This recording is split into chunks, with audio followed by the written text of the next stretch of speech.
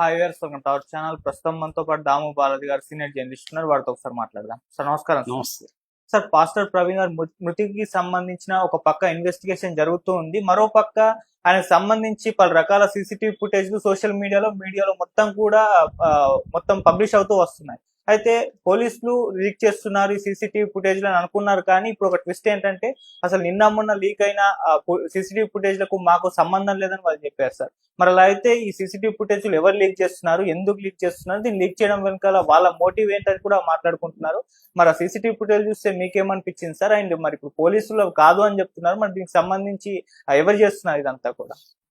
మామూలుగా అయితే ఇది ఈ ప్రవీణ్ పాస్టర్ ప్రవీణ్ది హత్య ఆత్మహత్య యాక్సిడెంట్ అనేది తేలట్లేదు ఇప్పటికి కూడా. ఎక్కువ మంది క్రిస్టియన్స్ కావచ్చు, లేకపోతే దళిత మేధావులు కావచ్చు, లేకపోతే ప్రవీణ్ బంధువులు కావచ్చు, వీళ్ళందరూ అయితే మెజారిటీ నాకు తెలిసి దాదాపు 95% ఇది హత్య అని భావిస్తున్నారు.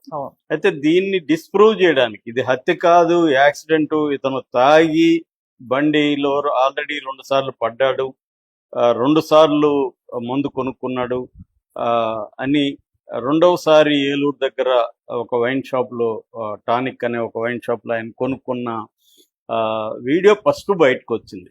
అంటే ఇతను తాగుబోతూ ప్లస్ 2 సార్లు పడ్డాడు, హెడ్ లైట్ కూడా పోయింది. ఇది ఒక నెరేటివ్ని బిల్డ్ చేయడానికి వీడియోలు బయటకు వచ్చాయి. అందరూ కూడా ఏమనుకున్నారంటే ఇవన్నీ పోలీసులే బయటికి తీసుకొచ్చారేమో అని అనుకున్నాను. కానీ ఈ రోజు మార్నింగ్ బీబీసీ ఒక కథనాన్ని ప్రచురించింది. ఆ బీబీసీ కథనం ప్రకారం ఏలూరు పోలీసులు కానీ లేకపోతే అక్కడ రాజమండ్రి పోలీసులు కానీ అసలు ఇది ఈ వీడియోలతో మాకు సంబంధం లేదు, మేము ఓన్లీ ఇప్పటి వరకు ఏంటంటే 13 టోల్ గేట్ దగ్గర ఉన్న వీడియోలు మాత్రమే మేము ఆల్రెడీ అది మీడియాకి ఇచ్చాము, మిగతా వచ్చిన వీడియోలతో మాకు సంబంధం లేదన్నారు.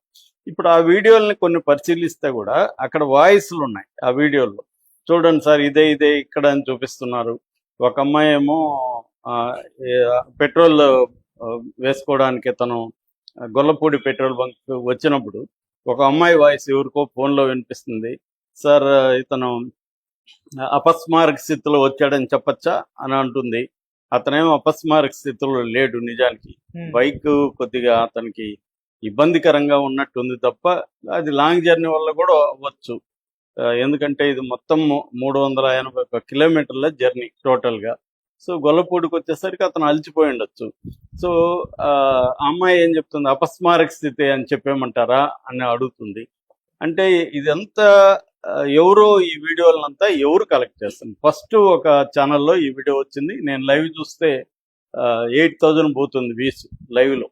సో ఒకటి ఇది తెలుగుదేశానికి సంబంధించిన ఛానల్లే ఈ పని చేస్తున్నాయి ప్రధానంగా, ఇంకొన్ని కూడా చేశాయి. మెయిన్గా తెలుగుదేశానికి సంబంధించిన ఛానల్ లేదా తెలుగుదేశాన్ని సపోర్ట్ చేసే ఛానల్లే ఇది పెడుతున్నాయి. ఎందుకంటే ఇది ప్రభుత్వానికి వ్యతిరేకంగా క్రిస్టియన్స్ వర్సెస్ కూటమి ప్రభుత్వంగా మారిపోయింది. దీంట్లో వైసీపీ వాళ్ళు కూడా ఇన్వాల్వ్ అయి ఉండొచ్చు. సో దీంతో ఏమైనది, ఇప్పుడు తెలుగుదేశం మీడియా కూడా మేల్కొనింది. వాళ్ళు దీన్ని యాక్సిడెంట్ గా చూపించడానికి తెలుగుదేశం మీడియా కూడా రంగంలో దిగింది, ఇటు సోషల్ మీడియా ఇటు మెయిన్ స్ట్రీమ్ మీడియా. అందుకని ఇప్పుడు ఒక కథనాన్ని ఏం తీసుకొచ్చారంటే వీళ్ళు ఈ వీడియోల్ని ఎక్కడెక్కడ ఇతని జర్నీ అనే వీడియోలు తీసుకొచ్చారు. ఆ వీడియోలో మనం చూస్తే మామూలుగా పోలీసులు చెప్పింది చూస్తే, పోలీసులు ఫస్ట్ వీడియో వచ్చి చౌటుప్పల దగ్గర మధ్యాహ్నం 1:29 వాళ్ళకి టోల్ వీడియో దొరికింది. అక్కడి నుంచి వాళ్ళు కొన్ని వీడియోల్ని మొత్తం 13 టోల్ గేట్స్ వాళ్ళకి, ఎందుకంటే టోల్ గేట్స్ దగ్గర అయితే కలెక్ట్ చేయడం ఈజీ, 13 టోల్ గేట్స్లో చేశారు. అయితే ఇప్పుడు వీళ్ళు తీసుకొచ్చిన వీడియోలో ఫస్ట్ ఏమో ఏలూరు దగ్గర మద్యం కొంటున్నది ఆ వీడియో ఒకటి రిలీజ్ చేశారు. దాని తర్వాత గొల్లపూడి పెట్రోల్ బంక్ వీడియో వచ్చింది. పెట్రోల్ తను 8 లీటర్లు పెట్రోల్ పోసుకొని వెళ్తున్న విజువల్ వచ్చింది. ఆ తర్వాత కీసర టోల్కి ముందుగా నందిగామ నియోజకవర్గంలో కీసర టోల్కి ముందుగా ఇతని బైక్ స్పీడ్గా ఇట్లా టర్న్ అవుతూ అక్కడ పడిపోయాడు, ఆ దుమ్ము రేగింది. ఇది లాంగ్లో ఉంది, క్లోజ్ పోవడానికి లేదు, మధ్యలో వెహికల్స్ కూడా అడ్డు వస్తున్నాయి. సో అక్కడ మళ్ళీ లేచి అతను బయలుదేరినట్టుగా ఉంది. ఆ బయలుదేరిన విజువల్ లేదు మళ్ళీ. అంటే ఈ విజువల్స్ జాగ్రత్తగా పరిశీలిస్తే కొంచెం డాక్టరీన్ అంటారు కదా, అంటే వీళ్ళకి అనుకూలమైన ఫుటేజ్ మాత్రం పెట్టినారు. ఇప్పుడు ఫర్ ఎగ్జాంపుల్ పెట్రోల్ పోసుకున్నాడు, అతను వెళ్తున్నాడు, డబ్బులు ఇలా. సో ఇతనే మళ్ళీ ఆ అబ్బాయి రాహుల్, పెట్రోల్ పోసిన అబ్బాయి రాహుల్ని ఒక ఛానల్ వాళ్ళు ఇంటర్వ్యూ చేశారు. ఏం జరిగిందంటే ఇట్లా 8 లీటర్లు అడిగాడు, 5 లీటర్లు పోసాను, నేను ముందుకెళ్ళి డబ్బులు ఇస్తానన్నాడు, మళ్ళీ ముందుకెళ్ళి డబ్బులు ఇచ్చాడా అంటున్నాడు. మరి ఆ విజువల్ ఉండాలి కదా సీసీటీవీలో. ముందుకెళ్ళి డబ్బులు ఇచ్చాడని ఈ అబ్బాయి చెప్తున్నప్పుడు దానికి సపోర్టింగ్ గా సీసీటీవీలో ఎందుకు ఇది లేదు అనేది ఒక డౌట్. దాని తర్వాత ఇక్కడ మహానాడు కోడల దగ్గర 5:13 ఉన్నట్టుగా ఒక ఇది బయటకు వచ్చింది. దాని తర్వాత రామవరపాడు 5:30 అక్కడ మళ్ళీ ఫోటోలు వచ్చాయి, అక్కడ వీడియోలు రాల. ఆ రామవరపాడు జంక్షన్ దగ్గర రింగ్ దగ్గర ఫోటోలు వచ్చాయి. ఆ ఫోటోల్లో ఇతను కూర్చొని ఉన్నాడు, వెహికల్ పెట్టున్నారు. ఇది ఎవరు తీశారు, ఎలా వచ్చాయనేది అందరూ షాక్ అయ్యారు. ఎందుకంటే సీసీటీవీ ఫుటేజ్లో నుంచి తీసింది కాదు, అవి క్లియర్గా ఫోటో క్లీన్గా ఉంది. ఆ తర్వాత ఏమో SI Subbarao, traffic SI Subbarao అని ఇంటర్వ్యూ చేశారు. ఆయన ఏం చెప్తున్నాడంటే అతను ప్రవీణ కాదో మాకు తెలియదు, అతను అక్కడ యాక్సిడెంట్ అయింది, బండి మీద నుంచి పడిపోయిన ఒక ఆటో అతను వచ్చి నాకు చెప్పాడు డ్రైవర్, నేను వెళ్ళాను, అతను లేపి అక్కడ కూర్చోబెట్టి వాటర్ ఇచ్చాను. దాని తర్వాత అతని హెడ్ లైట్ కూడా పోయినింది. నేనేమనుకున్నా అంటే అతను తాగి ఉన్నట్టుగా కానీ నాకేమీ అనిపించలేదు, ఓన్లీ హైదరాబాద్ నుంచి వస్తున్నాను అన్నాడు. అలసిపోయినట్టుగా మాత్రం కనబడింది. అందుకని ఆ తర్వాత దగ్గరున్న నాగార్జున అనే అబ్బాయి ఉన్నాడు, అక్కడ టీ షాపు టిఫిన్లో ఉంటాయి అనమాట, అక్కడ అబ్బాయి దగ్గర తీసుకొని టీ తాగిచ్చాము. కొద్దిగా రెస్ట్ తీసుకొని వెళ్ళండి, అట్లాగే రిపేర్ చేసుకొని వెళ్ళండి అని చెప్పి నేను వెళ్ళిపోయాను. దాని తర్వాత అతను పడుకొని 5:30 నుంచి దాదాపు 8:20 వరకు అతను నిద్రపోయినాడు. నా డ్యూటీ అయిపోయి నేను మళ్ళీ అటువైపు వచ్చినప్పుడు ఆ బూత్ దగ్గర ఇదంతా అంటే ట్రాఫిక్ బూత్ దగ్గర జరిగింది కాబట్టి నేను అతను చూశాను.